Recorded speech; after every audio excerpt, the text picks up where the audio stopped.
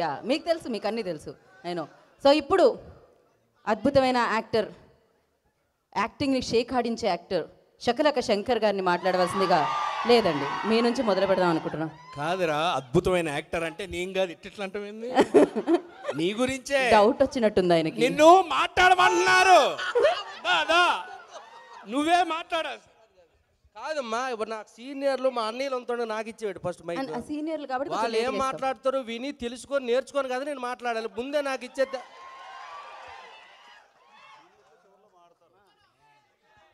రెంటకి డబ్బు లేదు, అదే రెంట్కే అన్నాను.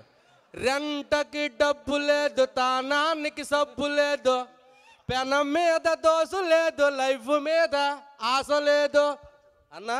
రాన్న ఒకసారి నువ్వు రా అన్న. ఇది పాడిన తర్వాత ఆయన ట్యూన్ మీద ఆగిపోయింది. రా అన్న. ఈయన చూడడానికి బూడిద గుమ్మడికాయలాగా రౌండ్ కొంటాడు కానీ ఈయన ఇచ్చిన మాసు సాంగ్ ఉంది, అందరు విన్నారు కదా. అది ఇప్పుడు మన బతుకులన్నీ అలాంటిదే కదా, పాటకు సంబంధించిందే కదా. కానీ ఎవరు బయటికి చెప్పుకోము, నేను చెప్తున్నాను. ఏటి అన్నవా? హాస్టల్ ఫీజు అంటండి. చూడండి వీళ్ళందరూ మీకు రెడీగా ఉంటారు. ఇంకా నాకు మీ అందరం చూస్తుంటే గీతాంజలి సినిమా రిలీజ్ రోజు ఫస్ట్ షో చూస్తున్నట్టుగా ఉందబ్బా. 10 సంవత్సరాలు అయింది గీతాంజలి 1. ఇది మళ్ళీ గీతాంజలి ఏమండి 10 ఏళ్ళు అయింది అంటే ఇంక 2 ఏళ్ళు నేను పెంచాను. అంటే ఎన్నేళ్ళైనా సరే గీతాంజలి అలాగే ఉండిపోద్ది కదా కదా. ఊ అనరాడా, ఊ అన్నాడు తమ్ముళ్ళ. ఏదేదే సంవత్సరాలు మాట్లాడితే గీతాంజలి శకలక శంకర్ అవుద్ది. అట్నే ఉంటుంది అంటూ అట్లే ఉంటుంది ఆ సినిమా చేసి. నిజంగా అంటే గీతాంజలి మళ్ళీ వచ్చిన సినిమాకి నిజంగా మేము చాలా అంటే లైఫ్ని రిస్క్ చేసాం తమ్ముడు. నిజంగా తమ్ముడు నువ్వే ఇన్నో నిజరా ఏడాడు తిరిగాం తెలిసిన శ్మశానాల్లో కాపురం చేసావురా ఈ సినిమాకి మేము. తమ్ముడు అంటావా? నమ్ముతావా? నువ్వు రేపు సినిమా చూసాక తెలుస్తుంది నీకు.